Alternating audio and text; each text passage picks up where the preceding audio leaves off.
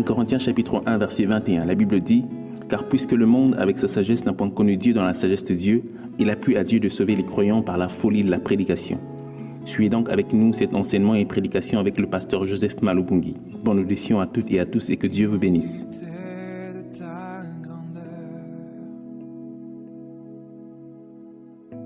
Me montre que je ne suis rien. Mais quand tu façonnais la terre, j'étais déjà près de ton cœur. Tu m'aimais avant que je sois.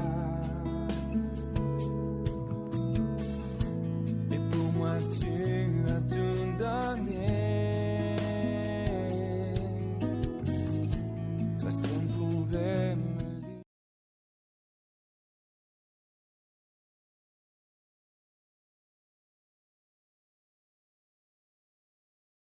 Notre Père qui est aux cieux, aucun Dieu n'est comparable à toi. Ça, c'est merveilleux. Nous bénissons le Seigneur ce dimanche matin pour ces merveilleux cultes. Que le Seigneur vous bénisse et salue votre voisin de la part. Dites-lui, je vous transmets les shalom, la paix du Seigneur du pasteur David. Nous allons lire la parole de Dieu dans Hébreux chapitre 11, verset 1 à 12, et puis le verset 32 à 34. Si vous avez votre Bible, lisez avec moi Hébreux chapitre 11, verset 1 à 12, et puis le verset 32 à 34. Nous lisons la version du second. La Bible dit ceci. Or, la foi est une ferme assurance des choses qu'on espère, une démonstration de celles qu'on ne voit pas. Pour l'avoir possédée, les anciens ont obtenu un témoignage favorable. C'est par la foi que nous connaissons que le monde a été formé par la parole de Dieu, en sorte que ce qu'on voit n'a pas été fait des choses visibles. C'est par la foi qu'Abel offrit à Dieu un sacrifice plus excellent que celui de Caïn. C'est par elle qu'il fut déclaré juste, Dieu approuvant ses offrandes, et c'est par elle qu'il parle encore quoiqu'il mort. C'est par la foi qu'un homme fut enlevé pour qu'il ne vit point la mort et qu'il ne parut plus parce que Dieu l'avait enlevé. Car avant son enlèvement, il avait reçu des témoignages qu'il était agréable à Dieu. Or, sans la foi, il est impossible d'être agréable à Dieu. Car il faut que celui qui s'approche de Dieu croit que Dieu existe et qu'il est le rémunérateur de ceux qui le cherchent. Amen. C'est par la foi que Noé est divinement averti des choses qu'on ne voyait pas encore. Et saisi d'une crainte respectueuse, construisit une arche pour sauver sa famille. C'est par elle qu'il condamna le monde et devint héritier de la justice qui s'obtient par la foi. C'est par la foi qu'Abraham, lors de sa vocation, obéit et partit pour un lieu qu'il devait recevoir en héritage, et qu'il partit sans savoir où il allait. C'est par la foi qu'il vint s'établir dans la terre promise, comme dans une terre étrangère, habitant sous des tentes, ainsi qu'Isaac et Jacob, les co-héritiers de la même promesse, car il attendait la cité qui a des solides fondements, celle dont Dieu est l'architecte et le constructeur. Amen. C'est par la foi que Sarah elle-même, malgré son âge avancé, fut rendue capable d'avoir une postérité parce qu'elle crut à la fidélité de celui qui avait fait la promesse. Et à ton voisin, celui qui a fait la promesse est fidèle. C'est pourquoi d'un seul homme, déjà usé des corps, naquit une postérité nombreuse comme les étoiles du ciel.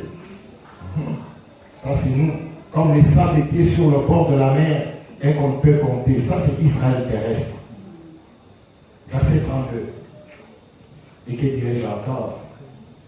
Car le temps me manquerait pour parler des géants. Oui, le temps me manquera pour parler des autres, pour parler d'Élie, pour parler d'Ézéchiel, pour parler d'Ésaïe. On n'aura pas le temps pour parler de Osborne, pour parler de Branham, pour parler d'Aïdi Nabala, pour parler de... Ils sont nombreux. Amen. Pour parler de Kenneth Hagin, ils sont nombreux. Pour parler de Catherine Kuhlman, ils sont nombreux. Et que dirais-je encore? Quand le temps me manquerait pour parler des Gédéons, de Barak, de Samson, de Jephthé, de David, de Samuel et des prophètes qui par la foi vainquirent des royaumes,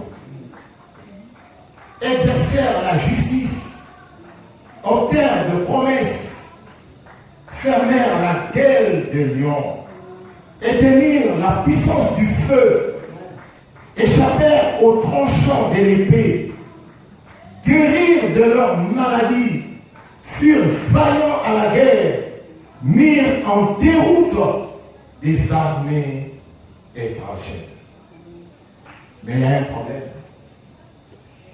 Luc 18, verset 8b. Mais Jésus dit, mais quand le Fils de l'homme viendra, trouvera-t-il la foi sur la terre? La version parole vivante dit ceci. Seulement lorsque le Fils de l'homme reviendra, trouvera-t-il encore sur la terre des hommes qui ont confiance en lui, mais des hommes qui ont la foi? 1 Timothée 3,9. Conservant les mystères de la foi dans une conscience pure. Romains 12, verset 3. La version de la Bible de Jérusalem. Au nom de la grâce qui m'a été donnée, je le dis à tous et à chacun, ne vous surestimez pas, plus qu'il ne faut vous estimer, mais gardez de vous une sage estime. Chacun, selon le degré de la foi que Dieu lui a départie. Que Dieu bénisse sa parole. Nous commençons ce marathon d'enseignement aujourd'hui sur la foi. Et nous l'avons intitulé les mystères de la foi, les mystères au pluriel. Si on veut parler de la foi, bien aimé, comme l'a dit Jean, aucun livre de la terre ne peut contenir tout l'enseignement de la foi. Le chapitre 11 de l'épître aux Hébreux que nous avons lu,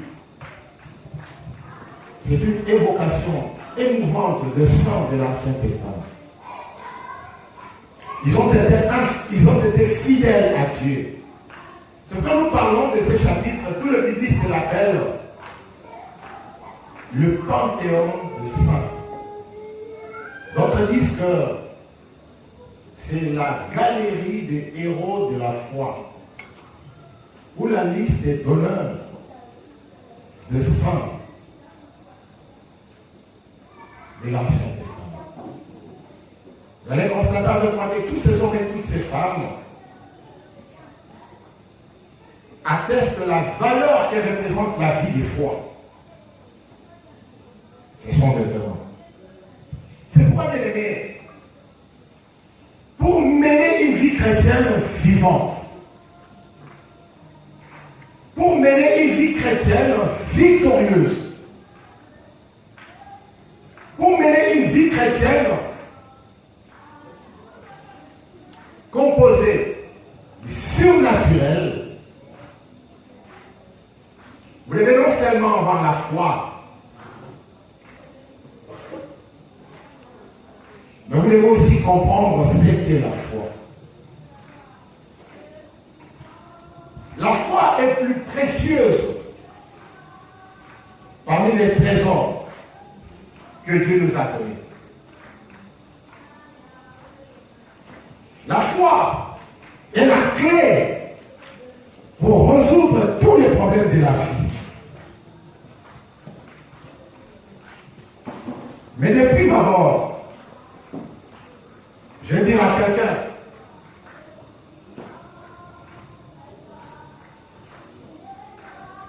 la foi est un mystère. Et pas n'importe quel mystère, comme nous l'avons lu dans 1 Timothée chapitre 3 verset 9. La foi est un mystère du royaume. Pour ceux qui ne comprennent pas bien le français, un mystère c'est quoi? Un mystère, c'est tout ce qui est caché aux hommes en général, mais qui est révélé à quelques initiés. En religion, un mystère, c'est une réalité divine, inaccessible à la raison humaine. En fait, la foi, c'est quoi si nous voulons définir la foi? Parce que nous y révélons chaque fois quand nous enseignons. La définition la plus simple de la foi, c'est dans Hébreux chapitre 11, verset 1. La foi est la confiance en la fidélité de Dieu. La conviction que ce que Dieu déclare est vrai et que ce qu'il promet s'accomplira. Il y a plusieurs définitions de la foi, j'en donne quelques-unes. Moi, je résume la foi comme étant la confiance totale. Ça, il faut le retenir, j'insiste. La confiance totale en l'amour de Dieu et en la puissance de Dieu. Quelqu'un qui a la foi croit que Dieu est amour. Et quand Dieu est amour, Dieu agit, Dieu pardonne, Dieu bénit. Quelqu'un qui a la foi, a la confiance en la puissance de Dieu, il sait que notre Dieu est tout puissant. Dieu est ultra puissant. Dieu est infiniment puissant. Dieu est extrêmement puissant. S'il y a de puissance dans ce monde, aucune ne dépasse ni ne peut égaler Dieu. Et quelqu'un qui est puissant peut agir. Il ne se fatigue pas, il ne s'épuise pas, il n'est pas à court de moyens, il n'est pas à court d'arguments. Donc c'est une personne qui est multi-solution. Et quelqu'un qui a la foi, croit en l'amour de Dieu et croit à la puissance de Dieu. Mais j'ai aimé. C'est que Oswald Sanders a dit. Il a dit que la foi, pour lui, permet aux croyants de considérer l'avenir comme du présent. Et l'invisible comme vu. Donc quelqu'un qui a la foi considère l'avenir comme le présent. Ça veut dire c'est quoi? C'est quelqu'un qui considère ses rêves, ses ambitions comme de réalité. Quelqu'un qui dans sa vie, voit les petits enfants, quand ils s'amusent, qui sera-tu dans la vie? Je serai médecin, je serai pilote, je serai politicien, je serai professeur, je serai pasteur, ainsi de suite. Alors, il vit déjà cela. C'est quelqu'un qui possède déjà cela. Cet homme-là a la foi. C'est pourquoi Moulton a dit ceci: la foi est le titre de propriété apposé sur les choses qu'on espère. Vous ne m'avez pas bien compris. Tu es en train de passer, tu vois une parcelle. Tu envies cette parcelle. Mais cette parcelle, si belle qu'elle soit, si grande, ne t'appartient pas. que le jour où tu auras le titre des propriétés, quand même tu as versé l'argent, si tu n'as pas le titre des propriétés, la parcelle ne t'appartient pas encore. Elle est en voie de t'appartenir. Le jour où tu auras le titre des propriétés, tu pourras dire que c'est ma parcelle. Alors la foi c'est quoi? Nous a dit ceci, la foi c'est le titre de propriété apposé sur les choses qu'on espère. Je veux une voiture. La foi, c'est la carte rose de la voiture que je vais avoir. Et quand j'ai la carte rose, je te dis que c'est ma voiture. Tu te présentes la carte rose, tu regardes, oui, on a écrit Malibungi Joseph, c'est sa voiture. Alléluia. Et c'est ça la foi. La foi, c'est le titre de propriété de ton élévation. La foi, c'est le titre de propriété de ton mariage. La foi, c'est le titre de propriété de toutes tes bénédictions. La foi, comme je l'ai déjà dit, s'appuie sur de révélations et sur les promesses de Dieu.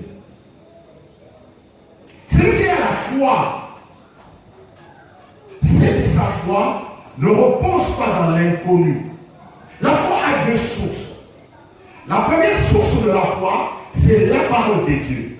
Dans Romains chapitre 10, au verset 17, la Bible dit que la foi vient de ce qu'on entend. Et ce qu'on entend vient de la parole de Dieu.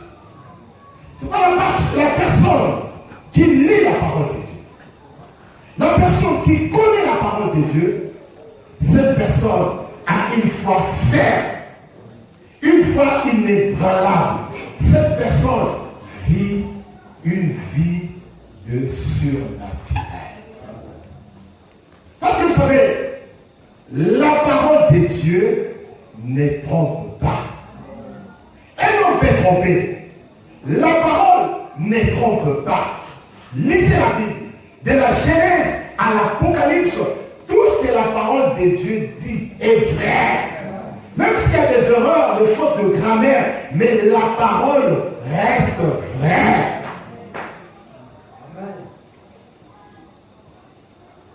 La foi repose aussi sur un message loin, une prophétie, une révélation, une promesse. Je mets tout ça dans un même bloc. Le Seigneur peut te parler. Le Seigneur peut t'apparaître. Et si ce message est vrai, ta foi doit se reposer sur ce message-là. Pourquoi ma foi ne s'ébranle pas? Ma foi repose sur la parole de Dieu, surtout en ce qui concerne l'œuvre de Dieu. Parce que Jésus a dit, je bâtirai mon église et les portes de séjour des morts ne prévaudront point contre elle. C'est pourquoi contre vents et marées, je le dis, même si tout le monde partait et que je restais seul, l'œuvre de Dieu ne mourra pas, ne mourra jamais. Les portes de séjour des morts peuvent s'élever. Tous les démons, l'enfer peut ouvrir ses portes. Tous les démons peuvent sortir et lancer leurs attaques contre moi, contre l'église de Dieu. Mais la parole de Dieu est vraie. Jésus a dit, tant que le ciel et la terre subsisteront, la parole de Dieu ne passera pas. Et si cette église est l'église du Seigneur, les portes de séjour des morts ne pourront rien. Alors rien contre la parole de Dieu. Et si je suis serviteur de Dieu, les complots ne pourront rien. Rien. Alors rien contre moi. Dieu dit à Jérémie, ils te feront la guerre. Quand on te fera la guerre, voyez ça dans le contexte du 21e siècle. C'est-à-dire, on va te lancer des missiles. On va te tirer. On va te tirer avec lance-roquettes multiples. Amen. À l'époque, on va te poignarder, on va te lancer des flèches, on va te lancer des lances. Mais maintenant, on t'enverra des drones. Les Américains enverront des B-52, les Russes enverront les Sukhoi, les ceci, les cela. La Bible dit, ils te feront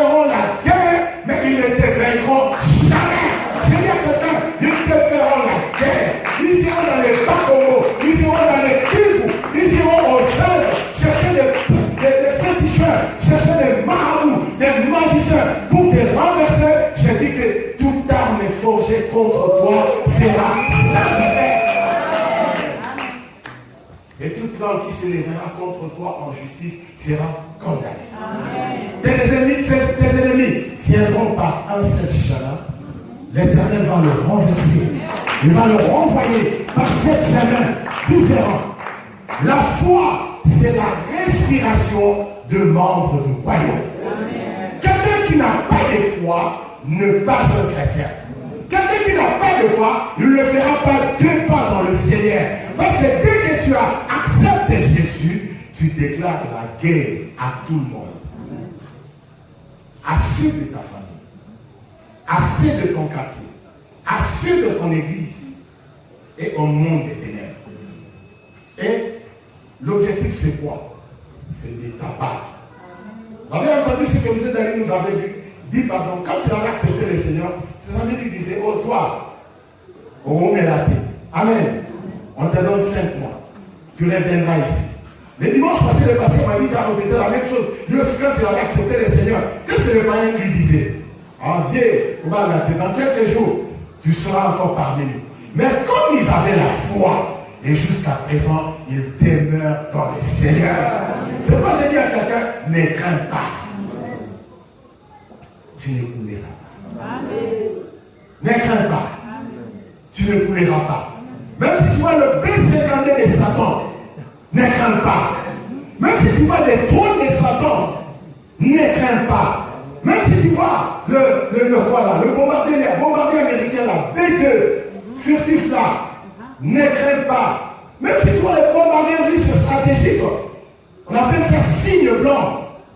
Ne crains pas. Même si tu vois quoi, ne crains pas. Dieu est avec toi. La foi repose sur la parole de Dieu. Et la parole de Dieu ne trompe pas. La foi repose sur les promesses. Et je sais que Dieu est capable. Je sais que tu as une promesse. C'est Dieu qui nous a parlé. Je sais que nous avons des promesses. Et les promesses de Dieu sont vraies. Et parmi les promesses de Dieu, Dieu nous a dit, si vous obéissez à mes paroles, l'icamouné obéissance. Le problème, c'est l'obéissance. Il nous a dit, si vous obéissez à tout ce que je vous ai dit, même s'il vous reste 15 secondes, même si ce n'est pas comme ça, je paraphrase mes papas. Amen. Même s'il vous reste 15 secondes pour mourir, vous goûterez au bonheur terrestre, ensuite vous goûterez au bonheur céleste. Je dis à quelqu'un, même s'il te reste 1 seconde à vivre, tu vivras la gloire de Dieu dans ta vie. Parce que les promesses de Dieu sont vraies. Quand tu acceptes la promesse, Wafo a dit ceci, c'est un prédicateur ivoirien qui passe dans le chaîne câblé. Il a dit ceci, quand quelqu'un pêche, pourquoi le péché est mauvais? Parce que le péché entre dans le sang de l'homme. Ça contamine l'homme et ça rend l'homme, enfin j'essaie d'expliquer, ça rend l'homme incomestible. C'est-à-dire que si l'homme était une viande à manger, quand le péché entre, le péché c'est comme un poison, on te dira que non, ne mange pas cette viande. Le péché coupe la communion avec Dieu et le péché met le désordre. C'est-à-dire que si Dieu avait prévu que dans 2 jours, dans 3 jours, il va te bénir, mais quand le péché vient, le péché entre, le péché trouble tout. Le péché va entrer dans les pensées. Le péché va entrer dans les têtes des personnes que Dieu avait disposées pour te bénir. Amen. Et le péché va s'aimer les dégoûts. En français, je ne sais pas comment l'expliquer. Le péché va faire en sorte que mon team à comme un kilo. Alléluia. Quelqu'un qui veut faire du bien, c'est-à-dire, il met la main dans la poche comme ça, il va te donner de l'argent. Mais tu vois, à cause du péché, le péché amène, c'est qu'on appelle les libanais. Il met la main dans la poche comme ça, il veut faire comme ça, il regarde. Oh, il y a 100 $, il y a 200 € ici, il y a 500 € ici. À cause du péché, il regarde, il commence à chercher 500 francs. Il regarde, il met la main dans la poche, comme il y a les libanais. Alors les libanais fait que sa main là, comme si le 50 francs, il prend le 50 francs, il ne regarde même pas, il fait ça comme ça, il met comme ça, il te donne 50 francs. À cause du péché. Mais la foi, quand la foi entre, quand les promesses de Dieu viennent, les promesses de Dieu viennent transformer la nature de l'homme. Les promesses de Dieu changent l'homme. Les promesses de Dieu rendent l'homme extraordinaire. Je dis à quelqu'un ce matin, tu n'es pas comme n'importe qui. Toi, tu es extraordinaire. Tu as deux genres de promesses. Tu as deux sortes de promesses. Les promesses générales, inscrites dans la Bible, dans la parole de Dieu, et les promesses personnelles, les promesses individuelles que Dieu t'a données. Je dévoile tes promesses. Amen. Toi, Dieu t'a dit que tu auras beaucoup d'argent. Tu ne le crois pas. Tu ne le crois pas. Toi, Dieu t'a dit que tu auras un grand ministère. Tu ne le crois pas. Tu ne le crois pas. Dieu t'a dit que toi, tu auras un mariage extraordinaire. Tu ne le crois pas. Dieu t'a dit que toi, tu vas construire la meilleure maison qui soit. Toute ta famille, personne n'a construit cette maison. Tu seras le premier à construire cette maison-là. Dieu t'a dit que toi, tu seras un grand homme d'affaires, une grande femme d'affaires. Tu sais, quand la promesse vient, la promesse entre dans le sang, la promesse entre dans l'esprit, la promesse transforme. Transforme. Tu sais, quand tu fais les services militaires, tu vas suivre une formation. Et cette formation-là va te transformer. Tu vas commencer à parler comme militaire, tu vas commencer à réfléchir comme les militaires, tu vas commencer à agir comme les militaires. Quand les chefs parlent comme ça, boyez mon côté. Amen. Chez les militaires, il n'y a ni papa, ni maman, ni femme, ni enfant. Il n'y a que les ordres. On dit tire sur ta femme si elle a commis une infraction, tu tires. Et puis tu vas pleurer après. Amen. Ça transforme l'âme. Les promesses transforment l'âme. Oh mon Dieu, laisse que tes promesses, ta parole puisse nous transformer ce matin. Que quelqu'un change sa façon de voir les choses. Et c'est ça, le mystère de la foi. La foi change l'homme. La foi transforme l'homme. Celui qui a la foi parle avec assurance. Celui qui a la foi prie avec assurance. Celui qui a la foi exerce le ministère avec assurance. Parce qu'il sait que Dieu est à ses côtés. La foi puissante regarde la promesse. La foi s'appuie sur Dieu seul. La foi se moque des impossibilités. Y a-t-il des impossibilités devant toi? Un homme de foi se moque des impossibilités. Et ça, un auteur inconnu l'avait dit. La foi commence là où s'arrête les possibles. Si c'est possible, alors Dieu n'en retire aucune gloire. On a dit que non, le problème, les impossibilités, les limites, les difficultés constituent la nourriture de la foi. Ça veut dire que la foi mange le problème. La foi mange les difficultés. La foi mange les impossibilités. Ça veut dire que s'il n'y a pas de problème, où est-ce que tu vas exercer ta foi? S'il n'y a pas d'impossibilité, où est-ce que tu vas exercer ta foi? S'il n'y a pas de combat, où est-ce que tu vas exercer ta foi? Vous savez, on nous a prêché très bien la vie chrétienne, les choses vont circuler comme si sur des roulettes, tout ça à l'aise. Non, non. La vie chrétienne, c'est la démonstration quotidienne de la foi. Les problèmes viennent, c'est pour démontrer la grandeur de ta foi. Alors, ne fuis pas les problèmes. Dis à ton voisin, ne fuis pas les problèmes. Dis à ton voisin, n'aie pas peur du problème. Ta foi va manger ses problèmes. Et aujourd'hui, ta foi va manger ses problèmes. Celui qui les croit, dit Amen. Et dit Amen. Les problèmes d'argent, ta foi va les bouffer. Ta foi va les bouffer. Tu sais, quand Israël était devant la mer rouge, qu'est-ce que Moïse leur avait dit? Ne craignez rien. Restez en place. Considérez la délivrance que l'Éternel va vous accorder. Car les Égyptiens que vous voyez, vous ne le verrez plus jamais. Vous ne le verrez plus jamais. Vous ne le verrez plus jamais. Et quand Moïse parlait de la sorte, Corée, Dathan, Abiram étaient là.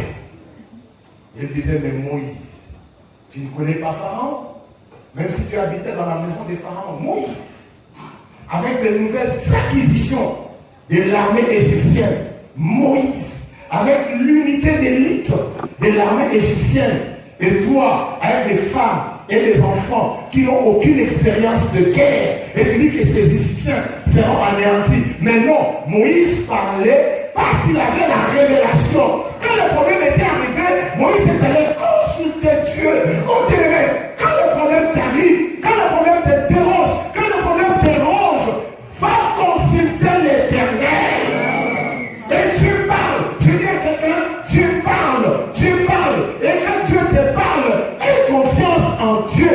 Tu parles dans une prédication, tu parles dans un songe, tu parles dans une prophétie, tu parles dans des circonstances, tu parles dans des événements. Et ce matin, Dieu est en train de te parler. Ta foi mangera tes impossibilités. Ta foi mangera tes problèmes. Il a dit, les Égyptiens que vous voyez, vous ne les verrez plus jamais. Je dis à quelqu'un, la maladie que tu vois, tu ne la verras plus jamais. La maladie que tu vois, tu ne la verras plus jamais. Je dis à quelqu'un, les limites que tu vois, tu ne les verras plus jamais. Tu ne les verras plus jamais. Tu ne les verras plus jamais. Tu ne les verras plus jamais. J'annonce à quelqu'un les débuts d'une nouvelle saison dans ta vie. La Bible a dit, tu marcheras par la foi et non par la vue. Celui qui marche par la foi, vole. Celui qui marche par la foi, survole. Celui qui marche par la foi, va de victoire en victoire. L'homme de foi est instoppable. Rien n'arrête l'homme de foi. Il n'y a que la volonté de Dieu qui arrête l'homme de foi. La mer n'arrête pas l'homme de foi. Le mur n'arrête pas l'homme de foi. Le vent n'arrête pas l'homme de foi. La tempête n'arrête pas l'homme de foi. Les eaux n'arrêtent pas l'homme de foi. Le mur de Jéricho ne veut pas arrêter les hommes de foi. La mer rouge ne veut pas arrêter les hommes de foi. Oh bien-aimé, les Égyptiens que vous voyez, vous ne le verrez plus jamais. Le problème, c'est la nourriture de la foi. Seigneur, donne une grande foi à mon église. Donne une grande foi au serviteur. Pour manger les difficultés. Pour manger les petits demandes. Je dis à quelqu'un, Satan est petit. Satan est petit. Les sorciers sont petits. Ils n'ont rien. Ils n'ont aucun pouvoir. D'ailleurs, on les appelle les locataires. Ah, j'ai suivi mon tomoran, on me dire ça. J'ai prié, j'ai dit, Seigneur, il faut que j'aille chez moi. Que Dieu bénisse tous ceux qui ont donné l'argent ici. Ils ont scellé que leurs femmes mangent leurs problèmes au nom de Jésus. Amen. On m'a dit, Satan c'est un locataire. Locataire, on n'a pas peur de lui. Même s'il fait 40 ans, même si le propriétaire meurt, les héritiers vont le mettre dehors. Vrai ou faux? Vrai ou faux? La personne qu'on craint, c'est le propriétaire. Amen. Et Dieu, c'est le propriétaire. Amen. Au commencement, Dieu créa les cieux et la terre. Et j'aime la version hébreu. Bereshit bara Elohim. Alléluia. Il a créé les cieux et la terre. La terre que tu vois appartient à notre Dieu. Satan est un usurpateur. Satan est un passager. Satan est un voleur. Satan est un dérangeur. Il est venu te troubler.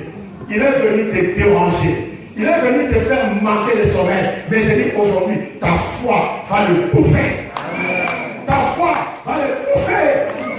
S'il n'y a pas de problème, la foi aura faim. La foi ne va pas se rassasier. Mais quand les problèmes sont là, la foi est rassasiée. On connaît l'homme de Dieu quand il y a des problèmes.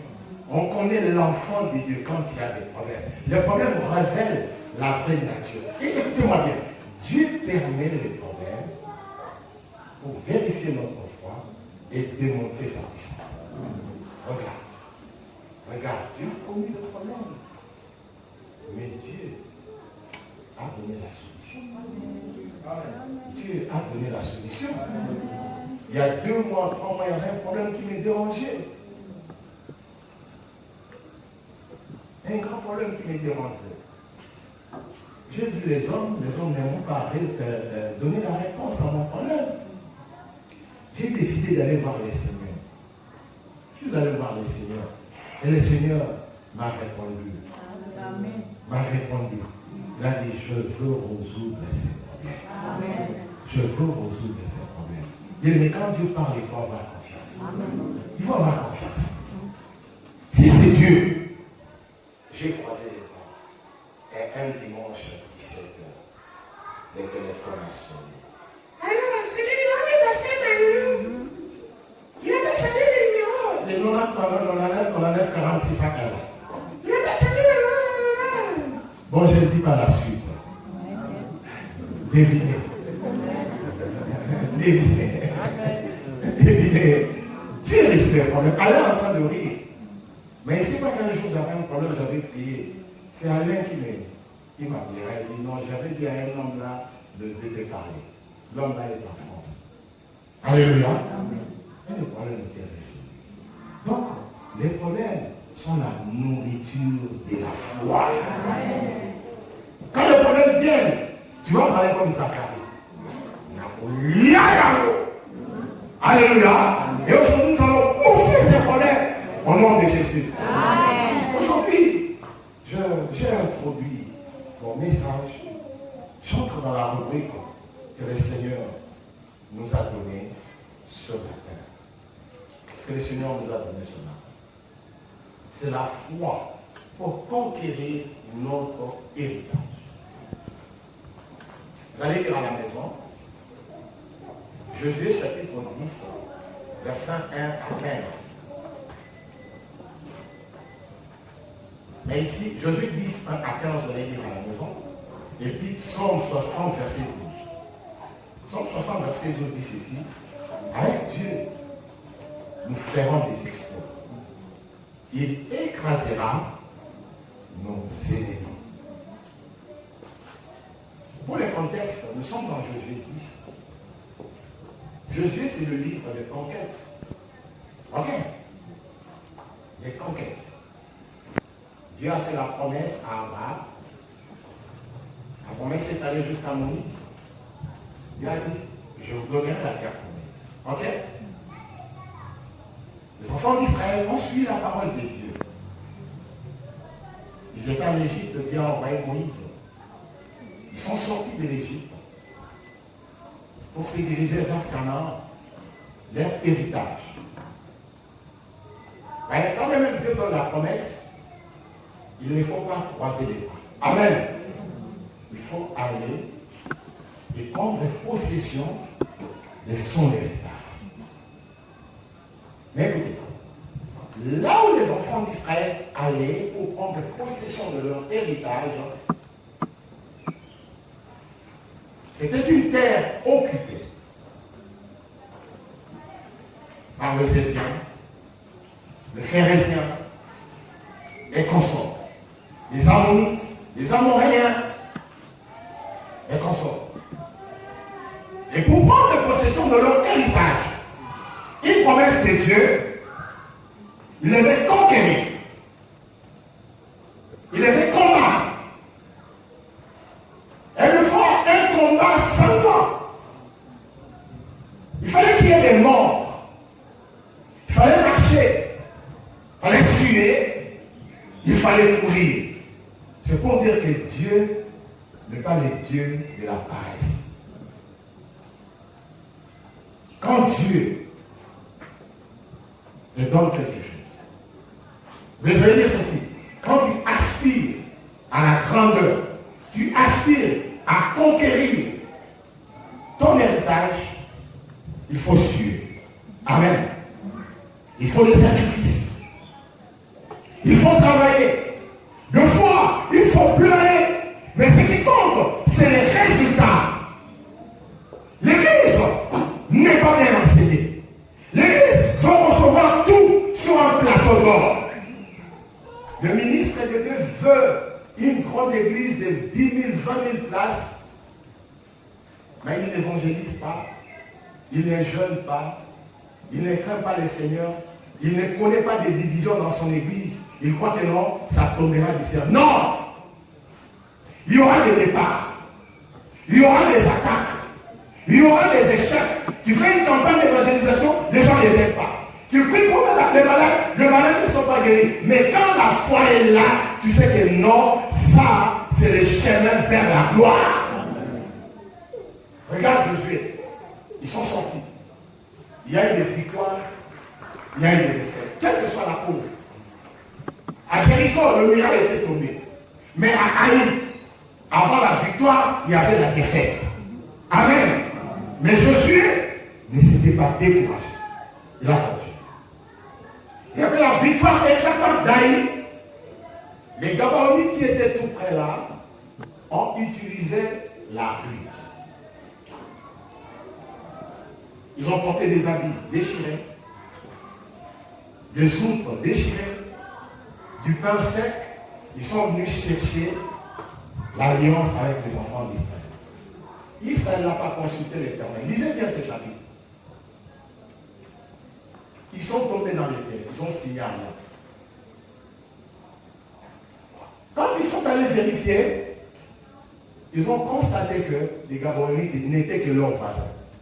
Mais à cause du serment, ils respectaient les serments, ils ne pouvaient pas les frapper. Bien aimé, quand tu fais un vœu, il faut le respecter.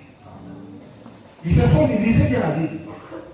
Nous ne voulons pas les frapper parce que nous avons fait un vœu à l'Éternel, sinon la colère de Dieu va se déverser sur nous.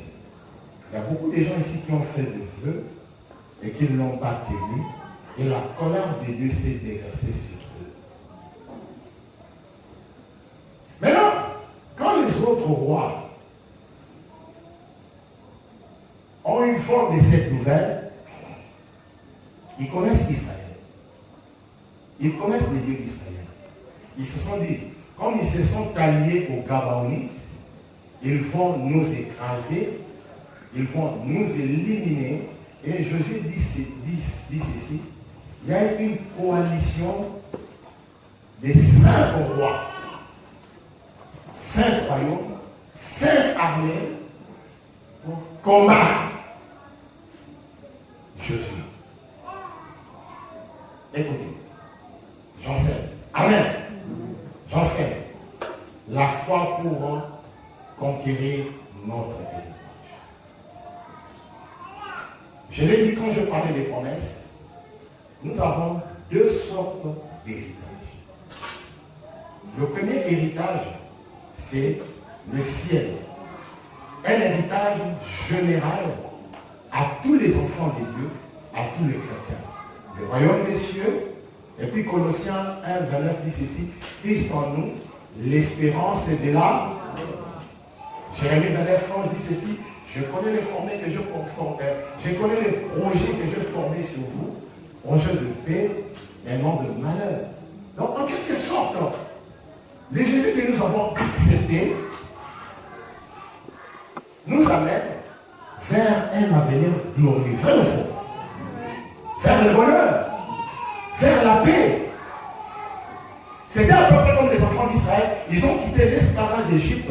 Ils allaient chez eux, dans leur pays, un pays où coule le lait et le miel. Je vois encore les enfants d'Israël en cours de route. Nzambe accélère les choses pour que nous puissions arriver chez nous. Tu sais, quelqu'un qui a été maltraité par les bailleurs, quand il achète son terrain, il va tout faire pour construire, pour aller chez lui. J'avais vu une maman qui avait témoigné dans une église. Elle a dit, Sikoyo, je suis chez moi. Je suis chez moi. En tant que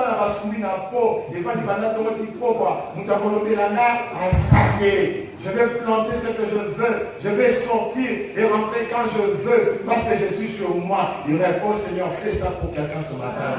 Au nom de Jésus-Christ. Les enfants d'Israël voulaient ça. Mais c'était le désert. C'était la souffrance.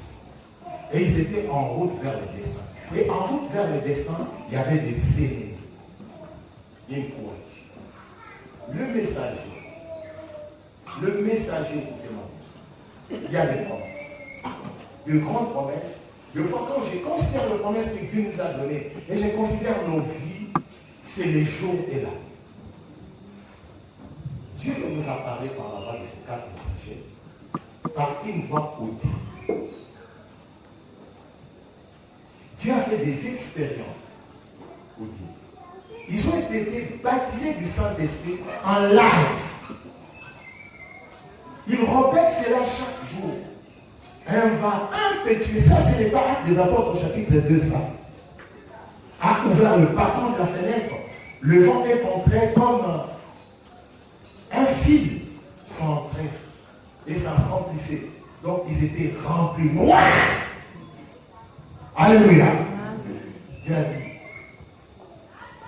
vous serez remplis de la puissance du Saint-Esprit et du Saint-Esprit 3 fois supérieure à la puissance qui était descendue le jour de la Pentecôte. Mais écoutez, quand on parle de la Pentecôte, vous ne comprenez rien.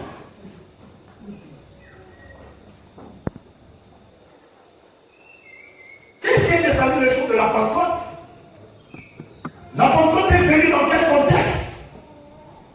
La Pentecôte est venue dans le contexte de la peur, dans le contexte de la défaite. C'est-à-dire que sur le plan politique, c'était les Romains qui occupaient Israël. Ils le maltraitaient. Ils se sont même révoltés. Il y a des groupes de zélotes avec des couteaux pour chercher la liberté. Mais rien, l'armée romaine était très forte. Ils étaient sous les bottes des Romains. C'est pourquoi on n'aimait pas Zachée. Parce qu'on disait que Zachée était les collaborateurs des Romains qui maltraitaient le peuple à cause des impôts. Quand Jésus est venu, Jésus a commencé à faire des miracles. Qu'est-ce que les disciples disaient? Sur les chemins d'Emmaüs, nous pensions que, Luc 24, c'est lui qui allait nous délivrer de ces jours des Romains, mais malheureusement, il est parti. Donc l'espoir était perdu. Les disciples sont allés se cacher parce que Jésus était mort. Ils avaient peur. Ils sont allés se cacher. Et quand la Pentecôte est venue, la Pentecôte est venue booster, la Pentecôte est venue changer les choses, la Pentecôte est venue ôter la peur et donner le courage, la force. La Pentecôte. Le Saint-Esprit est descendu. Et ça, c'est le rôle du Saint-Esprit dans la vie de l'homme.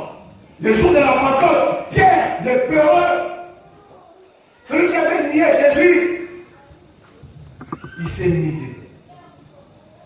Il a commencé à parler. Il avait suivi la prédication de Pierre. Rien de spécial. Rien d'extraordinaire. Mais il y avait l'onction.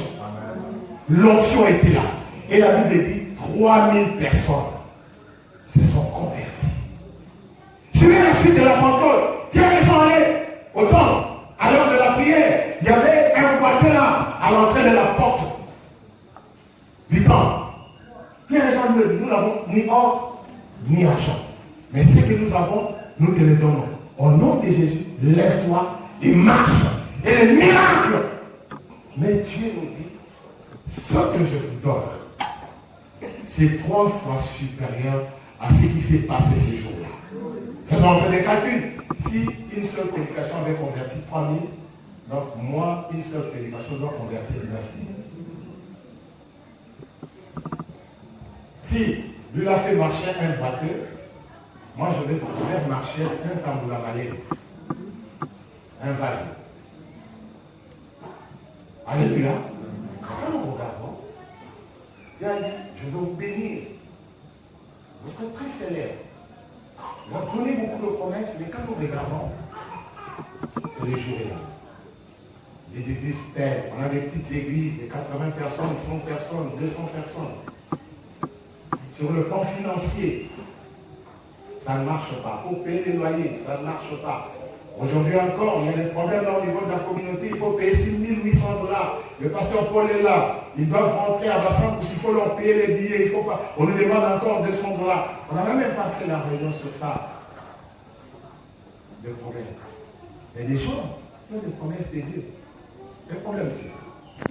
Le problème, c'est la coalition des saints rois qui ne veulent pas que nous puissions entrer en possession de notre héritage. Le problème, c'est quoi? Quand quelqu'un a un appel, un appel fort, un appel puissant, c'est ce que les gens du combat spirituel enseignent, l'identité. Amen. L'identité peut te créer des combats. Ma soeur, ton mariage ne vient pas encore à cause de ce que tu es. Mon frère, chaque fois on sait que non, ce poste-là revient à ce monsieur-là parce qu'il est compétent. Donc on va prendre un incompétent, on le met là-bas. Mais c'est ton poste, je te dis que tu l'auras. Et tu l'auras aujourd'hui. Pas demain, parce qu'il m'a demandé de te le dire. Il m'a dit de te le dire. Tu l'auras aujourd'hui au nom puissant de Jésus. Parce que la foi est la nourriture des problèmes. Les problèmes, pardon, sont les nourritures de la foi.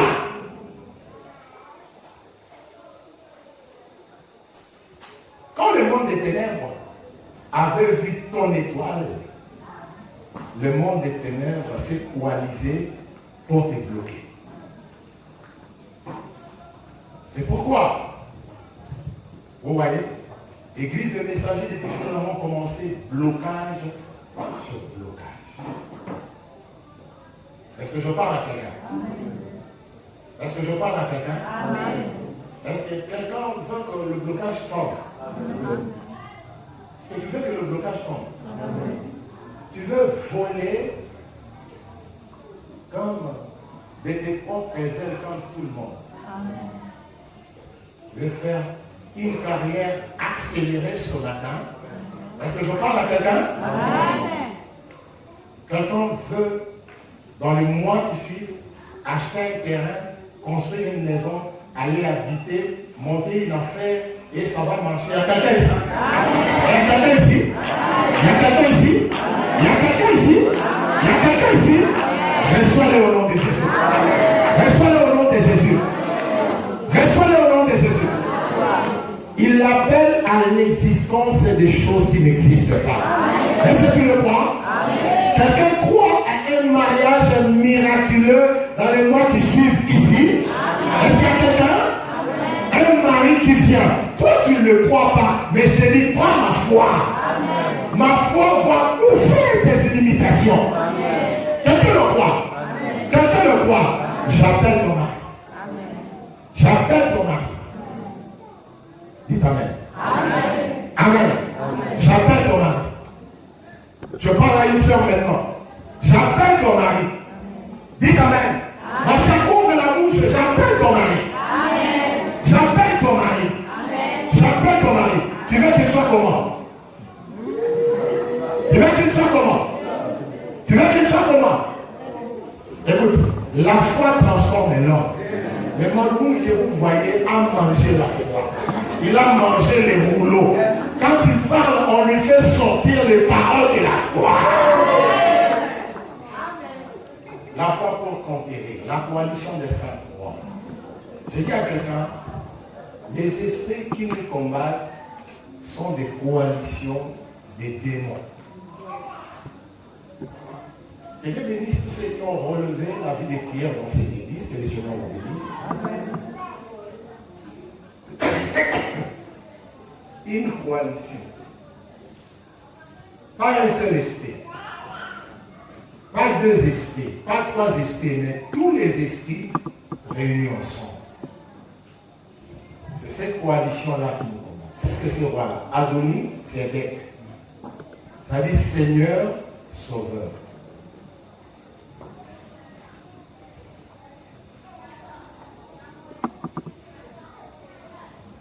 Seigneur de paix. Quelle est cette coalition? Je l'ai écrit ce matin. La coalition de malédiction. Ok? Comment ces malédictions agissent? Nous évoluons comme des gens qui ont été maudits. C'est-à-dire que là où tout le monde réussit, nous échouons toujours. Et c'est ce que je trouve anormal. Séminaire d'idées, nous échouons. Campagne d'évangélisation, nous échouons. Croissance de l'église, nous échouons. Je me suis posé la question de savoir, est-ce que mon ministère est maudit?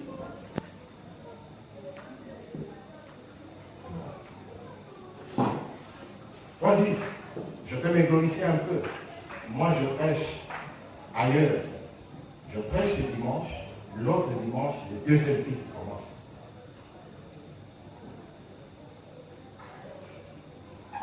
Maman Françoise est là. Vous allez prêcher à Banda. Ils ont appris que je veux venir prêcher à Banda, même ceux qui avaient fui l'église sont venus. Alléluia. Mais il y a une coalition de malédiction ici. Ça, je parlais de nous, prédicateurs. C'est Jérémie, c'est des hommes de Dieu au moins. Amen. Les hommes de Dieu au moins. Mais quand ils exercent leur ministère, c'est comme si un ça ne va pas. Le diable crée un dégoût. Les gens n'aiment pas leur message. Les gens n'aiment pas leurs actions. Alors quelqu'un va aller se mettre debout dehors sous le soleil du matin au soir pour se suivre les tralala. Et pourtant, il y a la bonne nourriture qui sort ici. Amen. La coalition de malédiction. Il y a aussi la coalition de blocage. Et c'est ça, ce que nous devons détruire. Amen. On nous a pris comme nous a mis dans un coin, comme dans un retranchement, on nous a bloqué là-bas tout le monde. Il n'y a pas de grands témoignages. C'est que l'Église, ça, aujourd'hui tu vas témoigner. J'ai dit aujourd'hui tu vas témoigner. Pour que quelqu'un témoigne, on ne le pousse pas. Quelqu'un qui fait des miracles, il se met debout, il témoigne. Quelqu'un qui va demain au travail, il trouve la lettre de nomination, une affectation. Toi, tu as une promotion, il viendra ici, il témoigne, il met son action de grâce. Quand je parle, quelqu'un qui fait des affaires, il va demain dans son bureau, ou bien dans sa boutique. Demain, il a 100 000 $, il a 50 000 $. Il vient ici, il vient là avec la Bible. Des fois, il ne viendra pas ici. Quand le téléphone va sonner, Pasteur Malou, Pasteur Jérémie, tu es où? J'ai quelque chose, j'ai quelque chose. Voici, moi je veux ça. Je veux une église comme ça. Je le fais au nom de Jésus, que mon Dieu le fasse. Le blocage. Les gens sont bloqués ici. Bloqués. La vie n'avance pas. Non. Aujourd'hui, tu vas avancer. Amen. Même d'un centimètre, tu vas avancer. Amen. Mais ce ne sera pas un centimètre, ce sera 1 kilomètre, ce sera 10 kilomètres, ce sera 5 kilomètres. Et je le déclare au nom de Jésus. Depuis que j'étais dans ce bureau, le meuble en vie, les petits qui sont venus après toi ont changé de bureau, ils ont changé de poste, et toi tu es toujours là, dans ce bureau-là. Avec la même table, avec la même chaise, avec les mêmes personnes. Non. Non. Non. Répète avec moi, non. Non. Je refuse au nom de Jésus. Je refuse au nom de Jésus.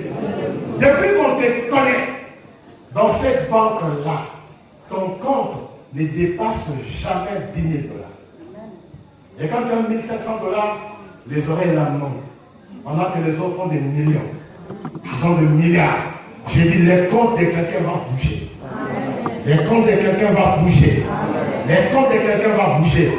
Ton commerce doit bouger.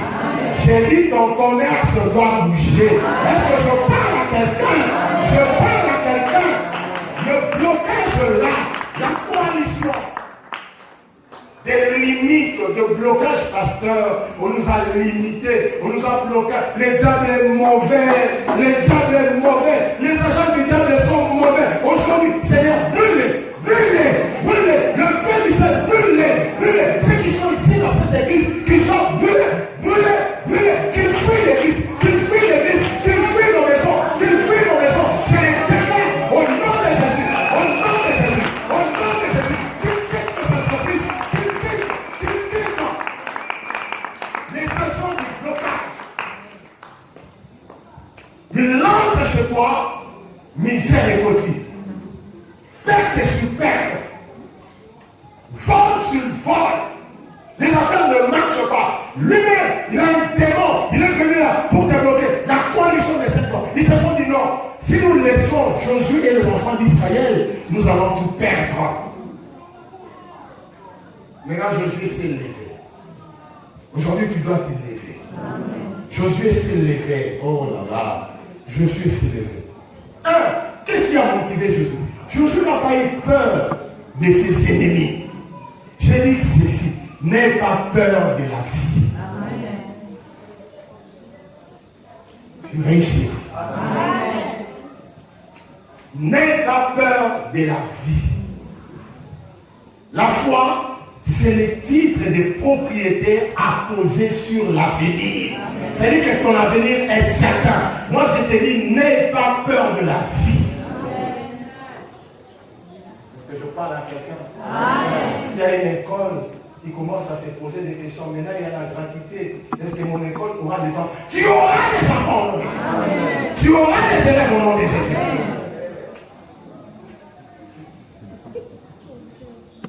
Est-ce qu'il y a quelqu'un qui commence à se poser des questions? Maintenant qu'il y a des investisseurs, moi je vais chômer. Tu auras des travailleurs. Amen. Tu auras des travailleurs. Ton entreprise ne coulera pas. Ça ne coulera pas. Je le déclare au nom de Jésus. Amen. Josué n'a pas eu peur de la coalition. Écoutez, la coalition des 5 rois. Je te dis, la coalition de problèmes ne peuvent pas t'effrayer. Quels sont tes problèmes? Commence à les citer. Quels sont tes problèmes? Maladie incurable? Quoi?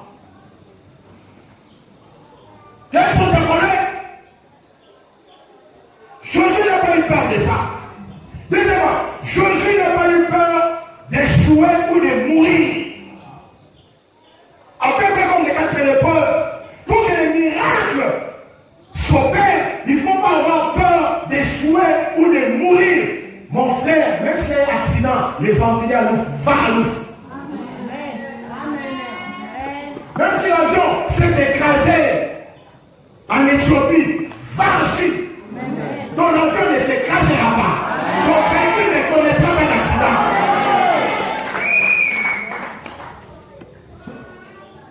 Là où Joseph passait, c'était la bénédiction. Il est entré dans la maison de Potiphar. La maison de Potiphar a été bénie. Il est entré en Égypte. Il y avait la famille. L'Égypte a été bénie. Tu entres dans l'avion. L'avion ne connaîtra pas de crash. Tu entres dans les véhicules. Les véhicules ne connaîtront pas d'accident. Je les déclare au nom de Jésus. Au nom de Jésus. Au nom de Jésus. N'aie pas peur d'échouer. Demain, place ton argent. Place ton argent dans cette affaire-là. Je le dis. Place. Et ça va te rapporter gros. Mais quand ça va te rapporter gros, amène-moi l'action de grâce. Amène-moi la vie. Amène-moi l'action de grâce. Amène-moi la vie. Amène-moi l'action de grâce. Amène-moi la vie. Je le déclare au nom de Jésus. Ma soeur, je le déclare. Tu ne couleras pas au nom de Jésus. Vous savez, il y a des gens qui ont peur d'échouer. Ils ont peur de mourir. Je vous dis, savez que nous allons à la guerre. Quand moi, mon papa est militaire, ton père aussi est militaire. Quand mon papa allait à la guerre, même si les parents, les mamans ne nous le disaient pas. Mais les mamans savaient, tu vois, la maman est devenue toute triste. Quand les nouvelles arrivent, maintenant il y a des téléphones, à l'époque il n'y avait pas de téléphone. Là, quand un soldat vient, ça des lettres. Moi, quand mon père est mort, on a trompé maman. On a dit, ton mari est là, il n'aime pas manger la ration qui est là. On t'amène pour aller préparer ton mari. Mon grand frère, l'aîné, a dit, la ration des soldats en guerre. Mon papa ne veut pas le manger. Et lui, il veut que maman aille seulement là-bas pour préparer. Pour lui, ce n'est pas une bonne nouvelle. Amen. Amen. Et quand maman est allée là-bas, il était déjà mort, on l'avait placé là-bas. Vous savez, en guerre, là, dans la brousse, il n'y a pas de mort, il n'y a rien. On a fait seulement un petit picot, on l'avait placé là-bas. Et il est allé. On lui a dit, ton mari est là, va là-bas, tu vas causer avec lui. Il entre là-bas, elle entre là-bas, quelle souffrance. Je vois encore les images. Je vois encore les images. Il a trouvé son beau mari qu'il aimait. Mon père aimait s'habiller de football. Il aimait s'habiller. Il aimait s'évaser, il aimait se coiffer. Il avait ces sons-là, le son-là. Mais quelqu'un qui se sent. Il parle bien, il était intelligent. Ma mère a dit, quand je suis entré là-bas, je parlais à Dieu, je poussais un cri. C'est-à-dire que maintenant c'est la souffrance. Alléluia. Ou à Watson, en Éthiopie. Là-bas. Quand on va à la guerre, on va à la mort. Mais écoutez, les 4 lepreux avaient dit, si nous restons ici, nous mourrons. Si nous allons là-bas, nous mourrons. Autant mieux aller là-bas. Écoute, quand tu te décides de t'élever, de faire quelque chose, le monde des ténèbres va reculer. Le monde des ténèbres va reculer. Et que ça commence à reculer maintenant. Maintenant. Voilà là. Voilà là. Écoute, qu'est-ce que Jésus avait fait? Il n'était pas adepte de la paresse et du contentement. Le succès de Jéricho, non. Le succès de Haï, non. Il a dit non. Pour conquérir notre territoire, il faut aller de succès en succès. Ne sois pas adepte du succès d'une prédication passée, non. Le lendemain, tu dois encore prêcher mieux que ça. Tu dois encore en mettre la max. Si tu avais eu 1000 $, après, tu dois avoir 10 000. Après 50 000, après 100 000, mon taux de leader, mon long dit Aton Nakate. Aton Nakate,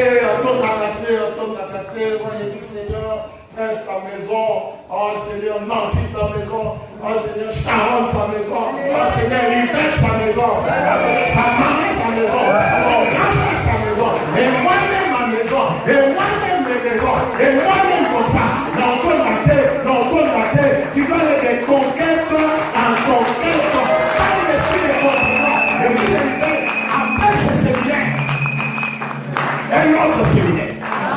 Et je vois des prédicateurs ici. Ne fais pas pleurer ici. Je vois des prédicateurs ici. Après ce séminaire, une autre action. Après ça, une autre action. Après ça, une autre action. Après ça, une autre action. Jusqu'à ce que les 7 seront et la gloire va descendre.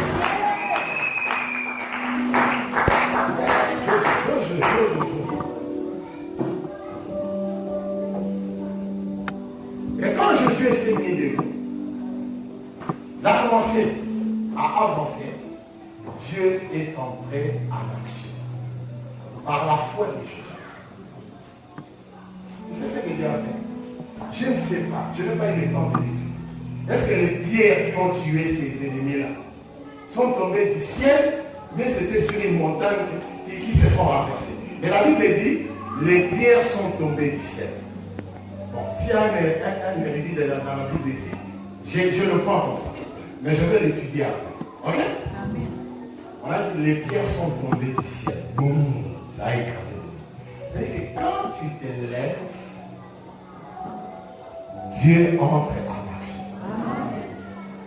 Et que Dieu entre en action. Alors lève-toi, commence à agir. Quand les 4 lepreux se sont mis debout, ils ont commencé à marcher. Qu'est-ce qui s'est passé? Dieu est entré en action. Beaucoup de gens ne permettent pas que Dieu entre en action dans leurs affaires parce que ce sont heureux. Ils ne font rien, ils ne bougent pas. Et quand Dieu entre en action, il faut maintenant prononcer les paroles de foi. Est-ce que tu sais que Dieu a un pouvoir? Lève-toi. Lève-toi. Est-ce que tu sais que Dieu a un pouvoir? Est-ce que tu sais que Dieu a un pouvoir? Quand Jésus avait remarqué que les ennemis ont commencé à fuir. Dans la stratégie militaire, un ennemi qui a fui est toujours un ennemi. Parce qu'en fuyant, il peut aller s'organiser et revenir pour t'attaquer. C'est pourquoi la Bible dit dans Psaume 60, verset 12, avec nous ferons des exploits, il écrasera nos ennemis. Un ennemi est éliminé définitivement. Il cesse d'exister. La coalition là, la coalition de blocage, la coalition de malédiction, la coalition des limites, la coalition de réclamation qui nous réclament à chaque fois. Nous devons les écraser. Et pour les écraser très bien, il y avait un obstacle, le temps. À l'époque, il n'y avait pas des lunettes à visière nocturne. Ok? Donc, la nuit allait profiter aux ennemis de Jésus. Jésus a dit non. Ceux qui écoutaient comme ça, ils vont fuir. Alors il faut que écouter contacter. Il faut avoir la foi. Il faut faire des déclarations. Il faut que certaines personnes ne meurent pas. Même s'il est dans les comas aujourd'hui, à coup fatigué. Est-ce que tu peux les déclarer? Il faut déclarer. Les chefs qui doivent signer ton ordonnance. Il faut que, qu'on ne permette pas jusqu'au jour où il signera. Il signera. Et ça, tu dois déclarer. Ça, tu dois déclarer. Et Josué a dit, et toi, soleil. Toi, soleil. Et lune. Jésus a arrêté. Jésus n'a pas parlé à Dieu. Jésus a parlé au soleil. Aujourd'hui, tu dois ordonner. Oui, sa chef, il faut signer élévation là. Yo, l'obispo au côté d'un bureau. Au bimaté, sur signer lettre dans l'AIT. Cette mission de service là, tu dois la voir. Il faut jouer un mot où il y a la action de grâce. Tu écris action de grâce, tu mets dans les paniers des offrandes. Tu écris dîme, tu mets dans les paniers des offrandes. Tu dois arrêter. Il y a des gens à arrêter. Cette tante-là, ton mari voulait déjà venir faire quelque chose, mais cette tante-là, cet incirconcis-là, ce monsieur-là, un fumeur de chambre, un fumeur de l'auto, il vient là, non, voilà, c'est la photo de là-bas. Tu vas lui fermer la bouche au nom de Jésus, au nom de Jésus, tu vas lui fermer la bouche. Jésus a dit, arrête. La Bible dit, le soleil c'est, la lune c'est, ils ont poursuivi leurs ennemis jusqu'à les écraser. C'est pourquoi, au cours de cette semaine, nous allons poursuivre nos ennemis jusqu'à leur retranchement. Pourquoi Josué avait parlé comme ça? Josué avait la foi. Quand un homme de foi parle, ses paroles s'accomplissent. Est-ce que tu peux parler aujourd'hui? Est-ce que tu peux parler aujourd'hui? L'église est grande, je veux voir des gens là-bas, même là on a cassé pour mettre les parents. Voilà, commence à parler. Commence à parler, tu mets fin à tes blocages, tu mets fin à tes limitations, instrumentales seulement. Parle maintenant, commence à parler. Parle. Qu'est-ce que tu veux que Dieu fasse pour toi? Qu'est-ce que tu veux que Dieu fasse pour toi aujourd'hui? Commence à parler. Commence à parler. J'ai dit à quelqu'un, sois ambitieux. Sois ambitieux. Aujourd'hui, c'est un dimanche spécial.